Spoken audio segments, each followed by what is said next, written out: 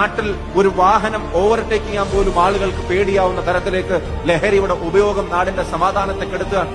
സ്കൂളിൽ പഠിക്കുന്ന കുട്ടികളുടെ കയ്യിലേക്ക് ആയുധങ്ങളും ലഹരിയും വെച്ചു കൊടുക്കുന്ന അവസ്ഥ നമ്മൾ കണ്ടു നിൽക്കേണ്ടി വരിക. സ്വന്തം ഉമ്മയെ വെട്ടിക്കൊന്നിട്ട് അത് ജനിപ്പിച്ചതിനുള്ള കുറ്റമാണ്, ശിക്ഷയാണെന്ന് പറയുന്ന മകന്റെ വീഡിയോ പ്രചരിക്കപ്പെടുന്ന കാലം.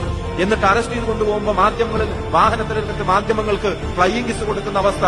നിങ്ങൾക്കറിയാം, മുത്തശ്ശിയെയും അമ്മാവനെയൊക്കെ കൊന്നിട്ട് ശ്രീനഗറിലേക്ക് ടൂർ പോയതിന്റെ കാര്യങ്ങൾ വായിക്കേണ്ടി വരുന്നു. 12ാം ക്ലാസ്സിൽ പഠിക്കുന്ന കുട്ടി വന്നിട്ട് തീർത്ത് കളയുമെന്ന് പറയുന്ന അവസ്ഥയിലേക്ക് കത്തിയെടുത്ത് 16 വയസ്സുള്ള ഒരുത്തൻ തൃശ്ശൂരിൽ 31 വയസ്സുള്ള ഒരാളെ കുത്തിക്കൊല്ലുന്ന ഉൾപ്പെടെയുള്ള വാർത്തകൾ.